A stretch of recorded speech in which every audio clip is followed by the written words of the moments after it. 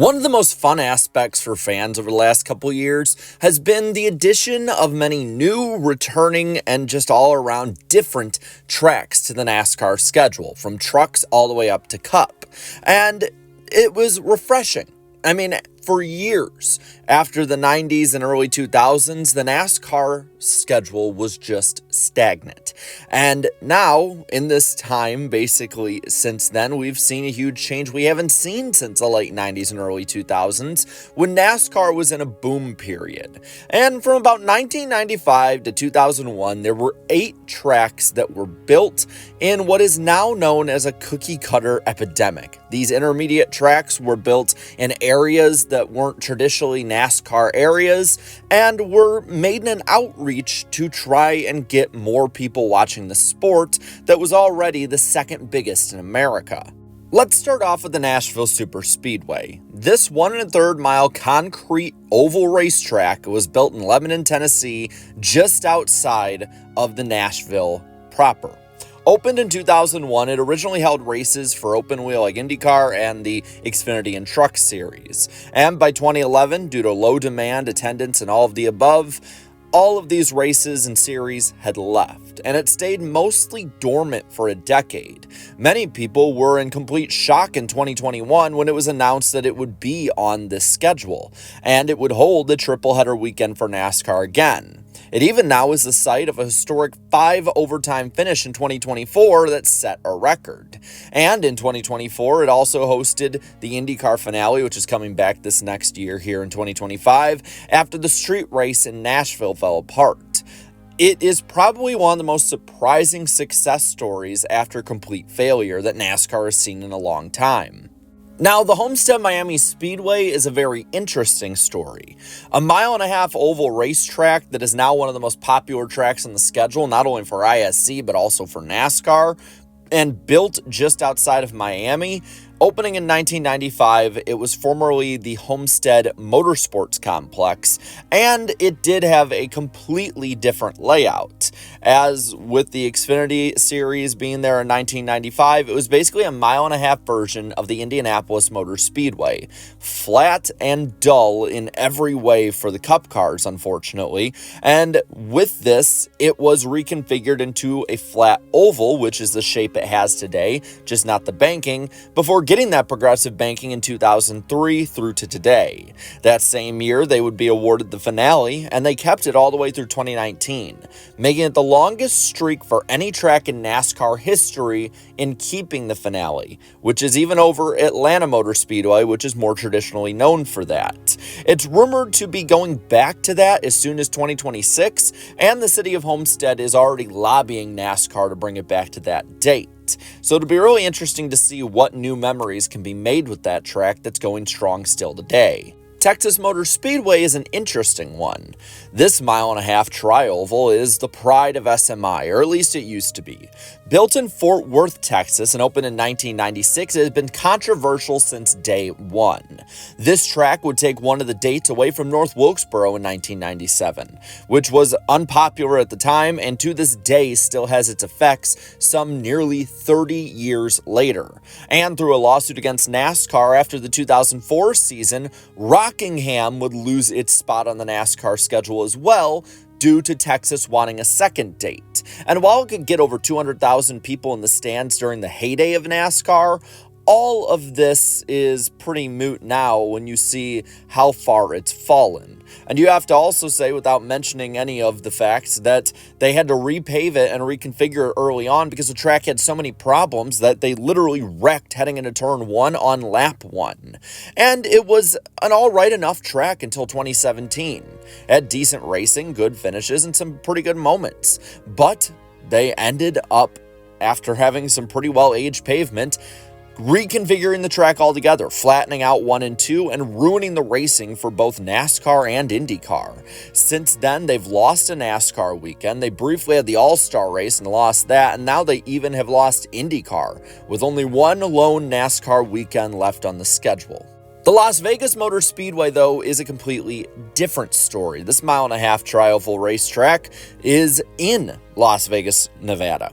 And opened in 1996, it started with a flatter configuration that made passing difficult, and through the 2006 season, many went back and forth whether or not it was a driver's racetrack or an aero racetrack that some would just get ahead on. Regardless, they reconfigured the racetrack, giving it progressive banking in 2007, and since then the racing has improved measurably.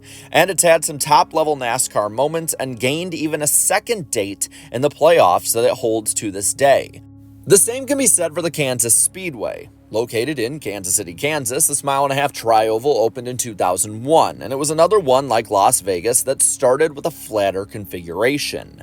Though, it has probably had the best results of any of these cookie cutters from the peak heyday of NASCAR to now.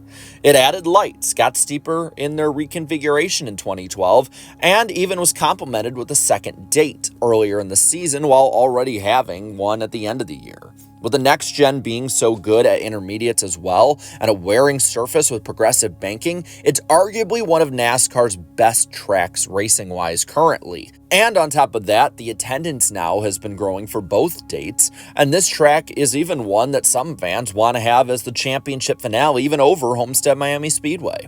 Now for the last couple tracks, we're going to take a little bit of a downturn on the result and start with the Kentucky Speedway. This is another mile-and-a-half cookie-cutter tri-oval track, and it was the pride of SMI for a while as well. Located in Sparta, Kentucky, it's basically smack dab in the middle of the markets of Nashville and Cincinnati. Opened in 2001, it originally was a track for the lower series and attracted some pretty good crowds. It wasn't even added to the Cup schedule until 2011. But in promoting this, Bruton Smith once stated that a Cup race at Kentucky Speedway would be a bigger event than the Daytona 500. And in some ways in that year it was. In 2011, they had their first race in Cup on the new track, and it was the first new track on the Cup schedule in 10 years. Controversial, though, is why it might have been bigger than Daytona that year as a story, because of the traffic issues. They were lined up for miles, this being the fans, and many thousands upon thousands were not able to even get in and see the race by the time their cars showed up to the racetrack. Add to this, the racing was really poor, and on top of all of this, the drivers and teams didn't like it, especially when you look at the purse being one of the lowest in the Cup Series. By 2020, it was on life support. They did have some good finishes in that time, and it left a good taste in everyone's mouth after the fact, but this would end up being a COVID casualty, as while it was run in 2020, it was moved off of the next year for tracks needing dates on the schedule like Atlanta, and it would be taken off in 2021. It has not been back on since, and there are no rumors about this track ever coming back. Next up is the Chicagoland Speedway, a mile-and-a-half tri-oval as well. The sister track of Kansas, located in Joliet, Illinois, was also opened up and on the Cup schedule in 2001. While having Chicago in the name, the track is actually a good distance away from the main city, and while being sister tracks with Kansas, at least it did have a curved backstretch that set it somewhat apart. It also was the only one of the 8 tracks we'll talk about in this video that was on the Cup schedule since its opening, not reconfigured at any point, and still is currently in the state of which it was built. It had huge moments, both for open wheel racing as well as NASCAR, and it went through changes of date as well because of the problems in the recession era of 2008 and on when it came to economic problems.